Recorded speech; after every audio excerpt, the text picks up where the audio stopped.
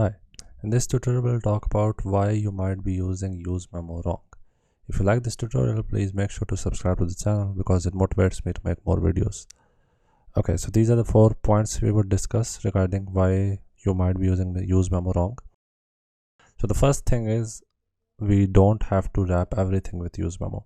I've seen that if software developers who recently discover useMemo and use callback, these memoization hooks, they tend to use it in every variable they get, because they're like, we should memorize our code and we should, make our app faster.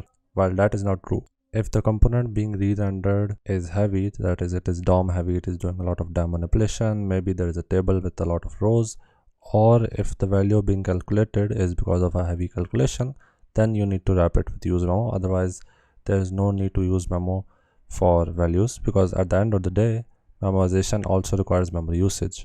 If you are memoizing a variable, it would be stored in some memory, right? So you wouldn't want to waste memory by memoizing something which you don't want. So basically, if you would only want to use useMemo if the component being re-rendered because of that particular value is heavy, or that particular value is being calculated from a heavy calculation. Maybe there is an array of 10,000 items and that is being looped to calculate the value, etc. In that case, only use memo. So for the next 3 steps, we would consider that the component being re-rendered is heavy, or there is some heavy calculation going on. So then you don't need to use memo for values which aren't calculated from some prop value. Basically, if you have a value like an array or any value which is not being calculated from a prop or a state, just like in this case, there is a variable comment limit is equal to 5. There is also another variable known as comments is equal to an array with 2 items. Because these are not dependent on any prop or state, technically they shouldn't go inside the function component, because on every re-render, for arrays and objects at least, their reference would change and that could cause re-renders in child components. For this particular variable, because it's a number and numbers and simple types are basically compared via value, you can keep it, but it is a better practice to move these outside the component so you don't have to use memo for them. Or you can create a separate file known as memoization.constants.ts, which would be the constant file for this particular component, and you can move these components there and then import them from here. You don't necessarily need to keep them inside this component because they're not really dependent on any proper state. So you don't need to use memo for them as well.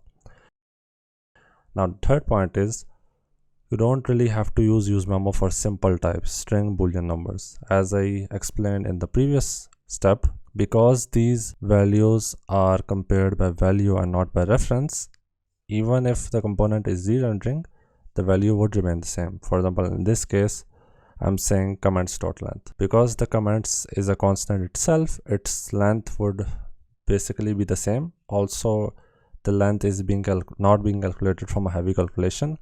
Length is a property of the array and it's a constant type operation that I'm fetching the length from that array.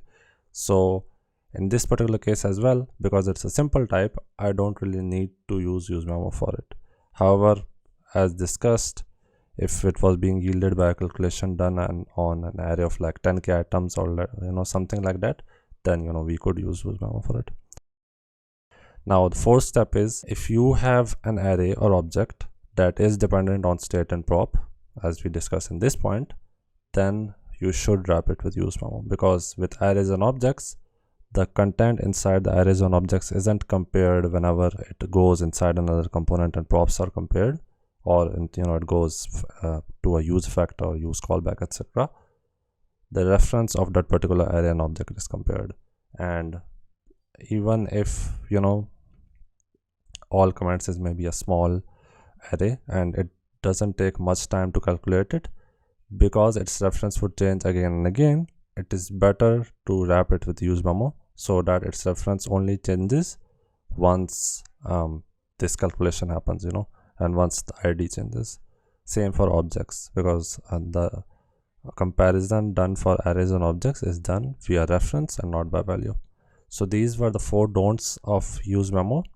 I hope you like this tutorial. If you like the tutorial, make sure to like and comment down below, And if you have any requests as well, you can comment down below. I'll try to make a video about it. As always, thanks and have a nice day.